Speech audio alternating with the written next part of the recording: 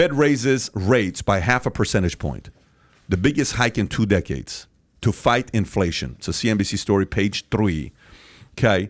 So the Federal Reserve on Wednesday raised its benchmark interest rate 0.5 percentage point, the most aggressive step yet to fight against 40-year high inflation. Inflation is much too high, and we understand the hardship it is causing. We're moving expeditiously to bring it back down. The Federal Chairman Powell said the American people, he noted the burden of inflation on lower-income people, saying we're strongly committed to restoring price stability, okay, by increasing by 50 basis points. Along with the move to higher end rates, the central bank indicated it will begin reducing asset holding on its $9 trillion balance sheet. The Fed has been buying bonds to keep interest rates low and money flowing. Okay, so what does this mean? Here's what it means. What happens rates go up to 5%? Can you go to mortgage calculator? Just go mortgage calculator. Okay, whatever you got somewhere there. All right, so when a person buys a house, they buy a house based on what? Loan amount, interest rate, or payment on a monthly basis? People buy a house on payment. Right. They say, I can afford $3,000 a month. That's how the decision's made. Okay.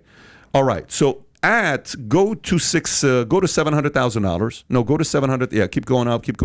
Make the payment $3,000. Okay. At 3%, and my budget is $3,000 a month, I can get a $727,000 loan.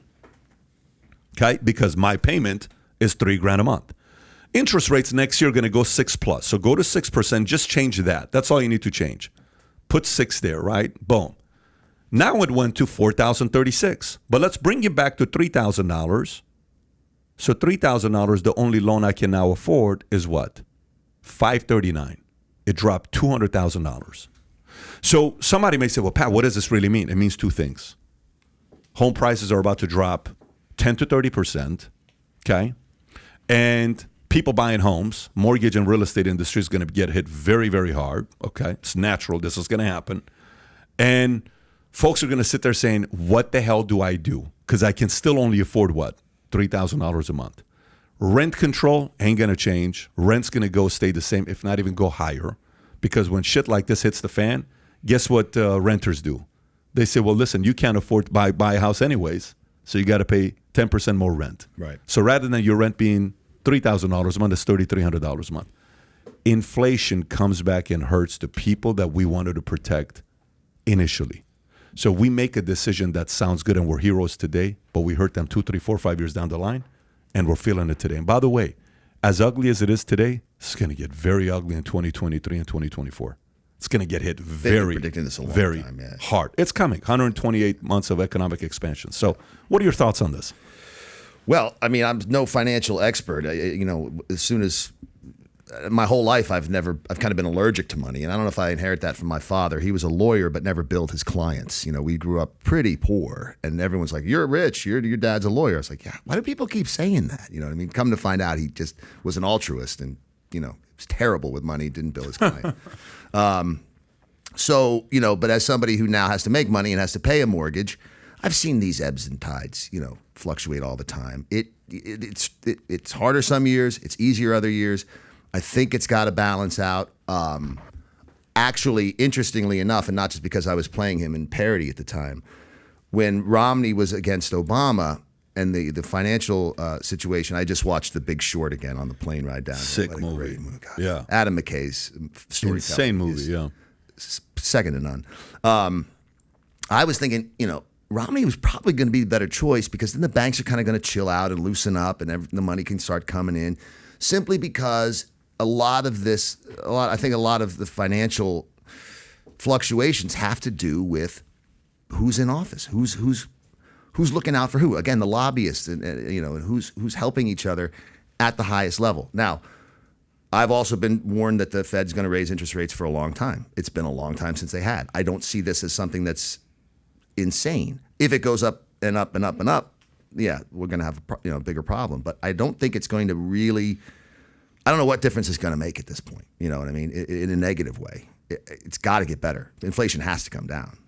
Oh, no. Don't get it twisted. You don't think that the interest rate hike will bring inflation down? Oh, no, it will. I think it will. Here's why I say I think. Because I also thought that uncertainty would have taken gold to 5,000 and gold never moved. Okay, so there's a lot of triggers that historically, if I press this goes up, right? If I press this closes. A lot of those things that historically have worked together, it was completely out the question during COVID. Like, wait a minute, what? Gold is supposed to go up. Gold stayed flat. Bitcoin went here. Rates like, hey. So I don't know what's going to happen, but I will tell you, he has to do it. He can't keep the rates that down. I don't even know why they've kept the rates that down for that long. That's the question, right? I don't know why they've kept it that down for that long. But at the end of the day, the only reason he has to do it is because there's inflation. The only reason we have inflation is because we print way too much money. The only reason we print way too much money is because we listen to everybody complaining way too much. The only reason we listen to people complaining too much is because we try to please the people to win votes and win elections. And then, boom, this is a ripple effect. So everything is a ripple effect, and back again, and back again. So unfortunately, that's the way we have our election process. Our election process is by people getting up there and putting the fear in voters to win their votes, whoever's able to persuade the best, and you can even use the word manipulate, to get people to realize and create a massive enemy. Hey, then we're going to go do XYZ for you. But then the same people that voted for that policy end up getting shafted. That's just how this thing works. And we have to get a little bit more deeper to, like, hey, I want to buy some Roblox, Dad. Okay, you want to buy Roblox? Yeah. Go bring your money. I'm paying for it? Yeah. Okay, I'll buy all of it. All right. Spend all the money on Roblox. All right. Dad, I want to buy this. Go use your money. I ran out of money. Okay, I don't have it. Right. But Dad, I didn't tell you to buy Roblox. You chose to Roblox. You were happy for 2 weeks when you bought all the Roblox. How come you're not happy now? There is consequences, man. And we're not talking about consequences. Fortunately, financial literacy is now becoming more and more required in certain school systems. My daughter we go very nice public school system by design. And I'm going to take it with her this summer. She's got to take a financial literacy course. So I'm going to take it with her this summer. Yeah, just to get into it. I love that. But you're right. I mean, a lot of it is cultural. This generation, they call it the helicopter parenting, or, I like to say, when everyone's special, no one will be. The participation trophy generation, and you hit on a point there with talking about your kids asking for stuff. We gotta learn as a people that because we're in a capitalist system, whatever the policies are going to be, it starts at home. Financial responsibility starts at home, and I think there's a lot out there where finances are the product of something beyond me, right? And that's got to probably change as a culture. Where are you at with this, Adam? Yeah, I'm processing all this. I'm listening. Yeah, you're the money guy. I mean, I think, ultimately it comes down to doing the hard things and having the tough conversations and looking deeper down the surface. Like we like these types of things are essential to understand if you're going to be living in a capitalist society, living in America. But back to our initial point, it's much easier just to watch the Amber Heard Johnny Depp story and just kind of, what's going on with that? Well, sure, in your spare time, but work is different now than it ever was. Work, it's not, what were you going to say? No, it used to be you go to work, you get a salary, you knew what your salary was, you knew what your annual budget was, all that stuff. That's off the table for the most part today. Entrepreneurship is more and more important. The whole nature of a side hustle as a positive is weird to me. You know what I mean? That you need two jobs. You want a second job if you're trying to get ahead financially because your first job doesn't pay you enough. Now it's almost essential that both couples work. Both members of both parents have to work. One probably has two jobs. That's weird. What's that from though?